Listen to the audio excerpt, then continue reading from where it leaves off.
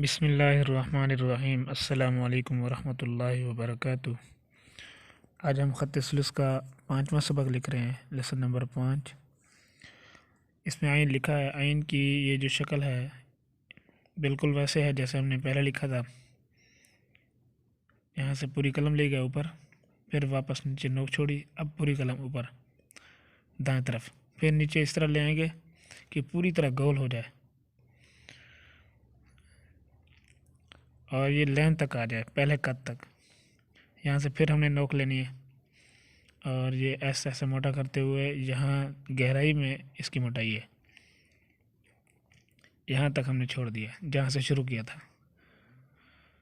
इसकी जो गहराई होती है, गहराई में मोटाई है ये इस जगह पर। यहाँ से पूरी कलम से हमने ऊपर उठाया, इस दायरे को बंद कर दिया। ये इसका दायरा भी 5 कद का। ये ख़त्त सुलूस बहुत मेहनत वाला ख़त है, फ़न ख़त्ताती में सबसे मुश्किल भी है, सबसे आम भी है। अगर आपने ख़त्त नस्तालिक उर्दू सीखना है तो ज़रूर कमेंट करके बताएं।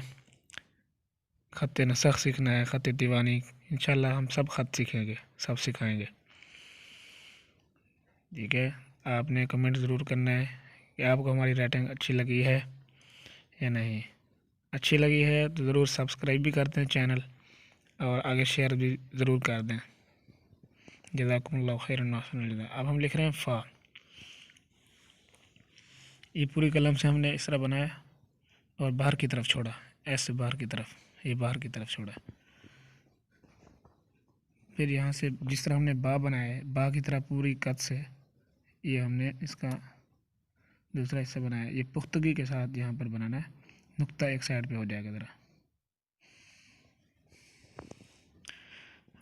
कौफ, इसका ये हिस्सा भी बिल्कुल फ़ा की तरह है, पूरी कलम से ये दाएं तरफ थोड़ा सा निकालेंगे नोक से। यहाँ से जो दायरे की शुरुआत है पूरी कलम से है। इस ख़त में दायरा पूरी कलम से आता है, जहाँ से शुरू होता है। इसके कद भी 5 आएंगे, 5 कद का दायरा है।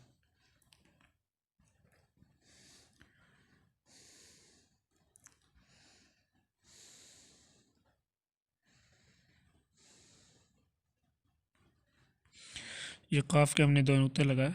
ये एक कद से थोड़े से बड़े भी हो सकते हैं। ये काफ का हमने पहला हिस्सा जो बनाना है, ये बिल्कुल अलिफ है और थोड़ा तिरछा है। आपने देखा ये लाइन से हटा हुआ है, बाएं तरफ हटा हुआ है। और ये दायरा बिल्कुल देखा आपने, ये भी 5 कद का है और दायरे की शुरुआत पूरी कलम से है। ये हमने इसका ताज बनाया। ये जो काफ पर हम ताज लगा रहे हैं, ये आपको बताते चलें कि ये ताज कहाँ कहाँ लगता है। अलिफ पर हमेशा लगता है, काफ अकेला हो तो उस पर भी लगता है, लाम जो अकेला हो या लफ्ज़ के शुरू में हो उस पर भी लगता है, और दरमियान में आ जाए लाम या आखिर में हो उस पर नहीं लगता। अलिफ जो अकेला हो उस पर लगता है, आखिर वाले अलिफ पे नहीं लगता, लफ्ज़ के आखिर में। अगली वीडियो में इंशाअल्लाह थोड़ी सी मश्क भी साथ साथ करते जाएंगे अरबी इबारत की।